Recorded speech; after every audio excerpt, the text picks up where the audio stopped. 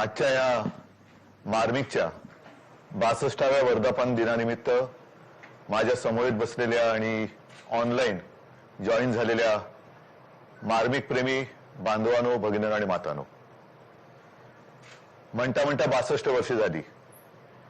माझ्या आधी संजयजी आपण कार्टून कंबाईनचा सगळा स्थापनेपासूनचा इतिहास सांगितला. माझ्या डोळ्यासमोर मात्र मार्मिकच्या स्थापनेपासूनचा इतिहास आहे.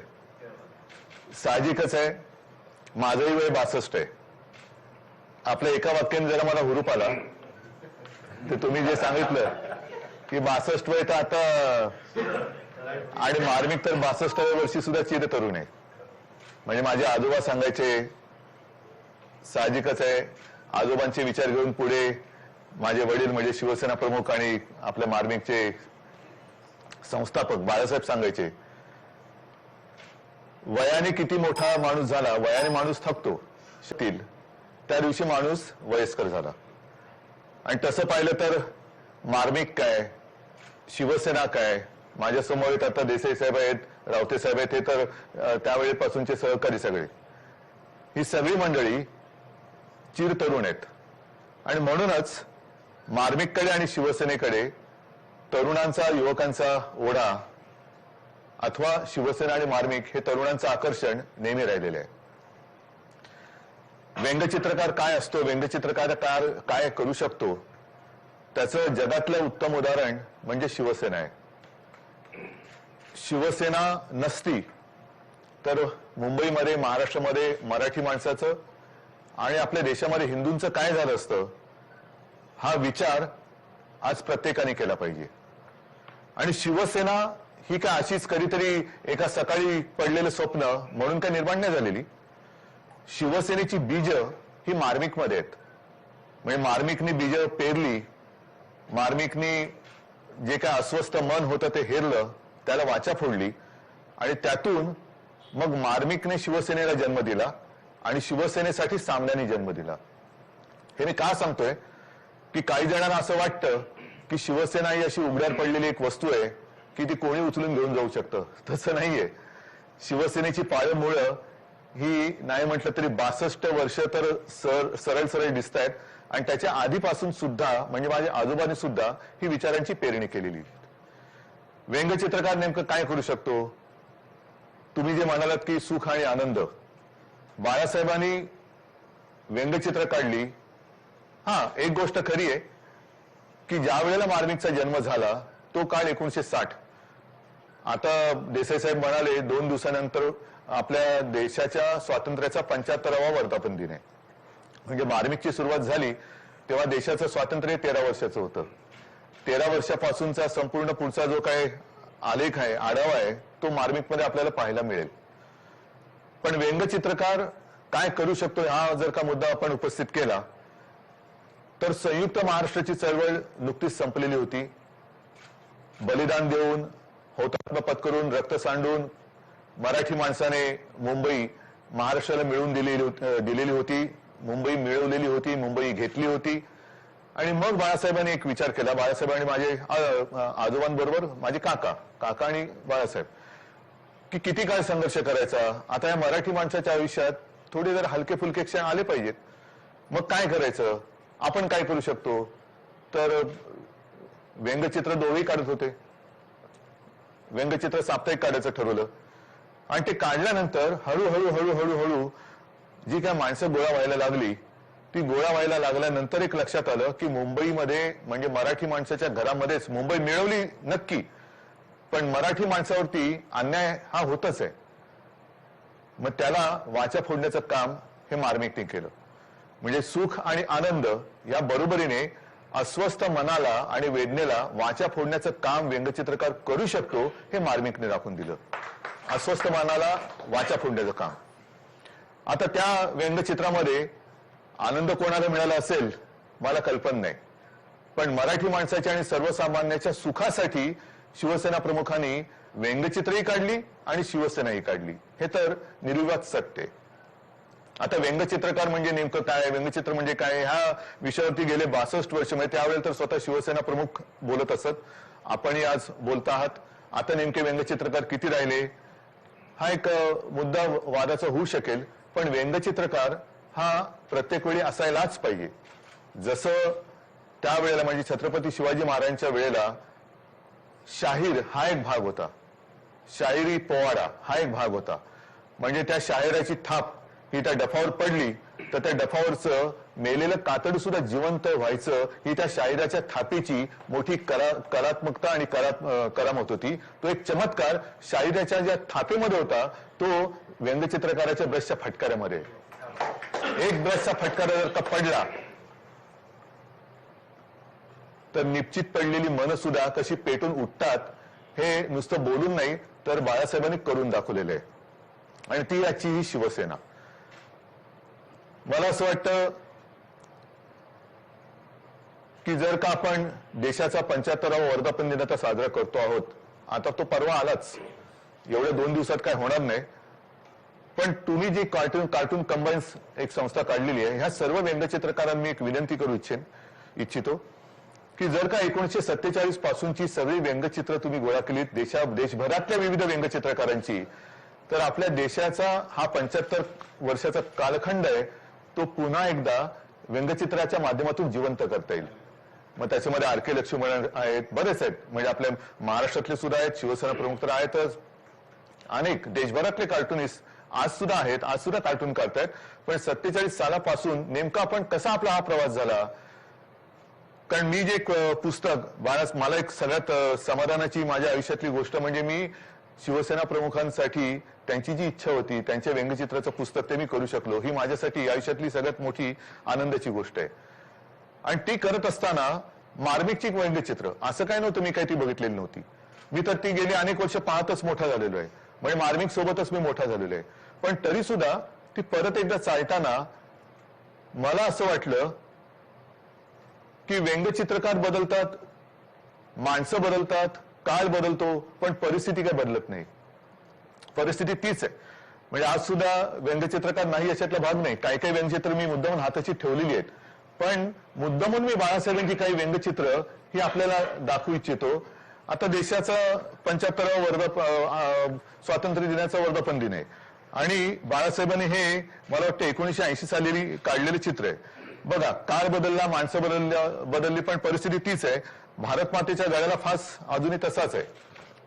हे एक व्यंगचित्र फार बोलकं आहे आणि त्याच्या खाली जे लिहिलेलं आहे की स्वतःच्या म्हणजे बाळासाहेबांनीच लिहिलेले, स्वतःच्या जिंदाबादाने सत्ताधाऱ्यांचे कानाचे पडदे बधीर झाले असले तरी या देशातील राष्ट्रभक्तांच्या कानावर भारत मातेची ही किंकाळी ऐकू जाईल काय.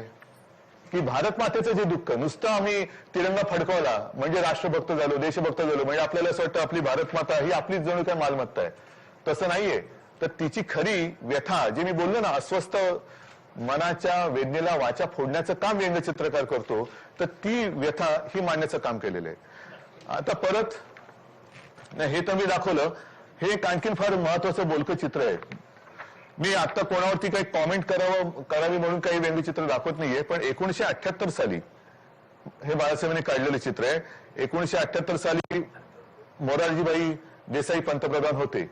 आता तो जनता पक्षाचा कालखंड, त्याच्या आधीचा आणीबाणीचा कालखंड हा काही मोजक्या लोकांना आजही आठवत असेल, कारण मी त्यावेळेला लहान होतो. म्हणजे 78 साली म्हणजे 60 आणि 78 काय किती वर्षाचा होतो तो होतो. पण तो काळ बघितलेला, तो काळ भोगलेला असा जो काही पिढीतला वर्ग आहे तो आजही तो काळ जर का आठवत असेल त्यांना, तर हे व्यंगचित्र हे सदा सर्वदा सगळ्यांच्या लक्षात असायला पाहिजे. कारण त्या व्यंगचित्राचं शीर्षक असं दिलेलं आहे की परतीचा प्रवास. वरती त्याच्यावरती आपण एक कॉमेंट अशी केलेली आहे की तेव्हा मोरारजीभाई होते, म्हणून मोरारजी देसाईंसारखा हेकडी माणूस पंतप्रधान पदी बसल्यावर जे व्हायचे तेच घडले. मोरारजींची हेकडी वृत्ती लोकशाहीस पुन्हा त्याच अंधाऱ्या खाईत घेऊन गेली. हे फार महत्वाचं वाक्य आहे, म्हणून मी हे चित्र दाखवतोय.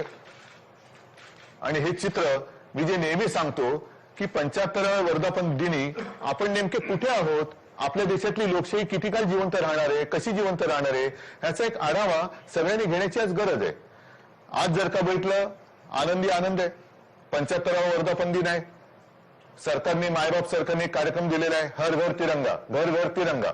ठीक आहे, आता त्याच्यावरती सुद्धा एक व्यंगचित्र कोणी काढलं माहित नाही, पण मला चांगलं वाटलं की मार्मिक केवळ या साप्ताहिकाचं नाव नाही तर व्यंगचित्र सुद्धा मार्मिक असायला पाहिजे, त्याच्यात मार्मिक टिप्पणी असायला पाहिजे. आणि जे म्हणतात की अनेक शब्द जे काम करू शकत नाही ते एक व्यंगचित्र करू शकतं, तर हे एक व्यंगचित्र मी मुद्दामून दाखवतोय. त्याच्यात एक सरकारी बाबूच्या समोर एक गरीब माणूस आणि त्याचा पोरगा आहे आणि त्याचा कर्मचारी सांगतोय की सर याला घरावर तिरंगा लावायचा आहे आणि तिरंगा त्याच्याकडे आहे, तो घर मागतोय. म्हणजे घराचा नाही पत्ता, 75 वर्ष झालेली आहेत, घर घर तिरंगा लावा. ज्यांच्याकडे घरच नाही ते तिरंगा लावणार कुठे? नंतर आता आणखीन एक आहे, हे सुद्धा व्यंगचित्र कोणी काढलं माहिती नाहीये, पण व्हॉट्सअपवरती आली फिरतात. आता 19 तारखेला दही अंडी आहे, कालाष्टमी, त्याच्यामध्ये म्हटलंय दोघं जण कोण ते तुम्हाला कळतील, व्यंगचित्र दाखवलेले. ते म्हणतायत प्रभू माखन बाद में खाइएगा, पहिले 5% जीएसटी दीजिए. हे जे आहे ना ह्याला मार्मिकपणा म्हणतात. आणि ही अस्वस्थ मनाला वाचा फोडणारी व्यंगचित्र काढणारे व्यंगचित्रकार आज सुद्धा आपल्यामध्ये आहेत. या अशा काही ज्या गोष्टी आहेत ना, म्हणून व्यंगचित्रकार आणि शाहीर याची जी मी काही तुलना केली होती त्याच्यामुळे केलेली आहे. आज काही ज्या गोष्टी चाललेल्या आहेत, आझादी आझादी आझादी म्हणजे काय? स्वातंत्र्य. आपण ब्रिटिशांच्या गुलामगिरीतून स्वतंत्र झालो त्याला आता 75 वर्ष झाली. त्याच्या आधीची 150 वर्ष गुलामगिरीत गेली, 150 वर्षाचा कालखंड गेला. त्याच्यानंतरचा 75 वर्ष पूर्ण करून स्वातंत्र्याचा अमृत महोत्सव करताना परत आपण गुलामगिरीकडे चाललोय का, हा सुद्धा एक विचार करण्याची गोष्ट आलेली आहे. कारण सगळीकडे घर घर तिरंगा लावत असताना राजकारण हे तर आपल्या 5वीलाच पुजलेलं आहे. कारण लोकशाही म्हटल्यानंतर राजकारण आलंच, राजकारण म्हटल्यानंतर निवडणुका आल्याच, निवडणुका म्हटल्यानंतर राजकीय पक्ष आलेच, आणि ते आलेच पाहिजेत. प्रत्येक माणसाचं मत हे एकच असेल असं नाहीये.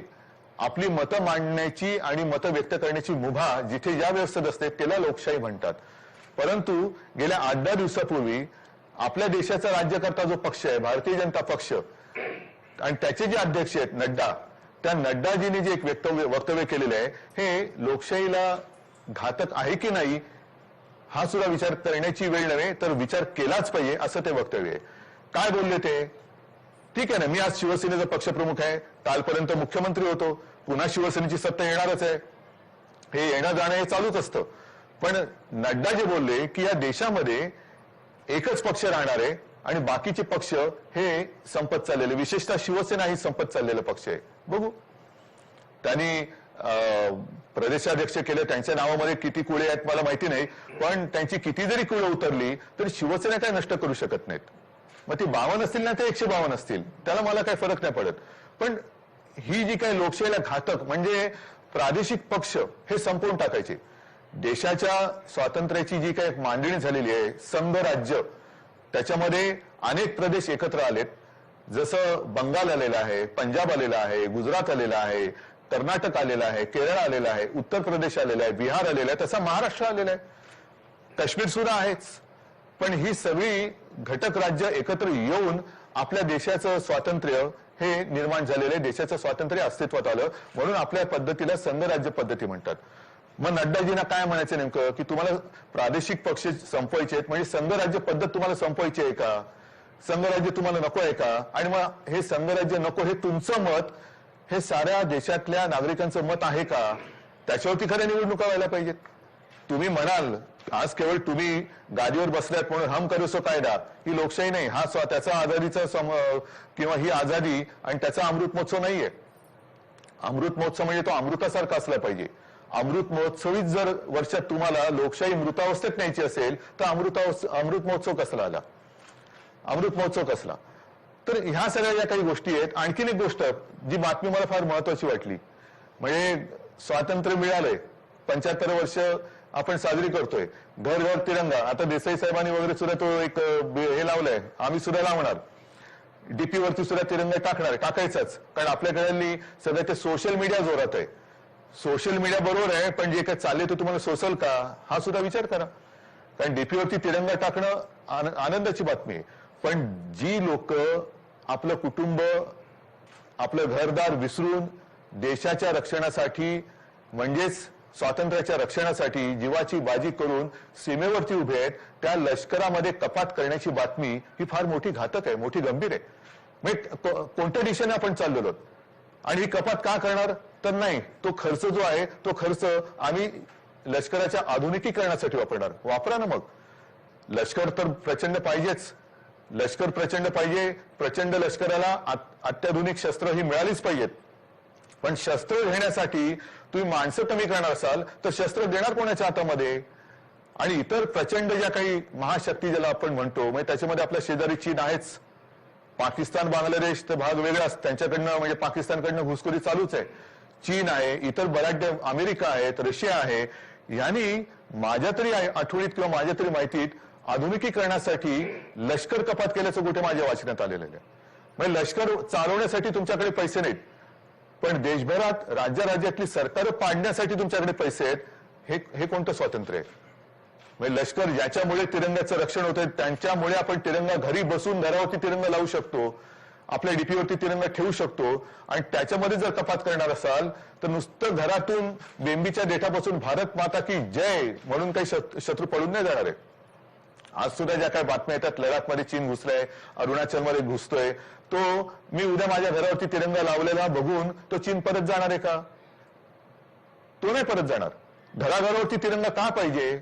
तर तो एवढ्यासाठी पाहिजे की ते जे सैनिक आपल्या जीवाची बाजी लावून आपल्या देशाचं म्हणजे आपलं रक्षण करतायत, त्यांना सुद्धा कळलं पाहिजे की मी एकटा नाहीये, माझ्या पाठी संपूर्ण देश आहे. म्हणून घराघरावरती तिरंगा, आणि तिरंगा नुसता घराघरावर नाही तर हृदयात सुद्धा तिरंगा असला पाहिजे, हृदयात सुद्धा तिरंगा पाहिजे, नाही तर उपयोग काय त्याचा?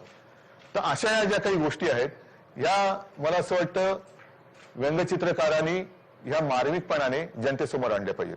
आता हे सगळं मी बोललो, ही परिस्थिती आज मला काही मोठं राजकीय बोलायचं नाहीये, नाहीतर महागाई आहे, वाढती बेकारी आहे, काही ठिकाणी आता सुद्धा अतिवृष्टी झालेली आहे. पण सरकार विशेषतः महाराष्ट्रातलं आहे कुठे? काही न करता स्वतःचे सत्कार करून घेतले जात आहेत, आणि तिकडे अतिवृष्टीने जो शेतकरी बेहाल झालेला आहे तिथे जायला मंत्री कुठे आहेत? मंत्र्यांचं नाही खाते वाटप. म्हणजे सगळे मंत्री आज आजाद आहेत, कोणावरतीच काही बंधन नाहीत. आझादी का अमृत महोत्सव मंत्र्यांचं चाललंय, पदं मिळालेत पण जबाबदारी नाही आहेत. करा, मजा करा. तर ही अशी सगळी मौज मजा मस्ती आहे, त्याच्यावरती ब्रशचे फटकारे हे फार मोठं काम करतात. म्हणून मी गेल्या आठवड्यातच बोललो होतो की ज्याला शिवसेना प्रमुख व्यंगचित्रकलेतले आपले गुरु मानायचे, ते अर्थात दीनानाथ दलाल एक होते, त्याच्यानंतर डेव्हिड लो बद्दल तर त्यांना खूप आदर होता. आणि डेव्हिड लोनची एक गोष्ट त्यांनी सांगितलेली जाहीर सभेत, मार्मिकच्या वर्धापन दिनाला सुद्धा सांगितलेली आहे की जेव्हा दुसरं महायुद्ध पेटलेलं होतं आणि हिटलरनी नुसता एक उच्छाद मांडला होता, रोज कुठे ना कुठेतरी हल्ले करायचा. काही तर असं आलं होतं की असं वाटत होतं की हिटलर आता जिंकलाच, म्हणजे त्याने आता एक देश पादाक्रांत करायला सुरुवात केलेलीच आहे. पण त्याच वेळेला ब्रिटनमधले एक व्यंगचित्रकार होते डेव्हिड लो, म्हणजे हिटलर बॉम्ब टाकायचा आणि डेव्हिड लो कार्टून काढायचे. पण बॉम्बनी जेवढं नुकसान व्हायचं त्याहीपेक्षा जास्त मानसिक त्रास हिटलरला व्हायचा. आणि हिटलर एवढा परेशान होता की त्यांनी असं म्हणतात की त्याच्या सैनिकांना वगैरे सांगितलं होतं की हा कोण आहे माणूस, आहे तरी कुठे, त्याला घेऊन या माझ्यासमोर, जसा मिळेल तसा घेऊन या. अर्थात डेव्हिड लो काही सापडले नाही, पण ही व्यंगचित्रकाराची ताकद असते. आणि या मार्मिकच्या वर्धापन दिनाच्या निमित्ताने मी देशातल्या तमाम व्यंगचित्रकारांना एवढंच सांगू इच्छितो की जर देश पुन्हा एकदा गुलामगिरीकडे चालला असेल, पुन्हा एकदा हुकुमशाहीच्या दिशेने चालला असेल, तर तुम्ही तुमचे फटकारे त्या वृत्तीवरती मारलेच पाहिजे.